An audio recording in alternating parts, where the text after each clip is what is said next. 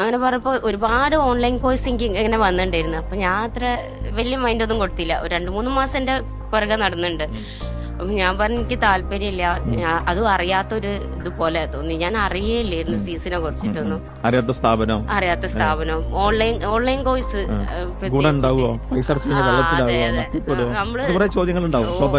നമ്മളെ കയ്യിൽ അന്ന് പൈസ ചേരാനുള്ള ഒരു 30-35 നമ്മൾ എവിടെ ചോദിച്ചാലും 30-35 നമ്മൾ കേട്ടിട്ടില്ല.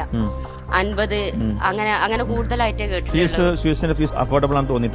എനിക്ക് അന്നൊരു ഓഫറിലും കൂടെ കിട്ടിയത്.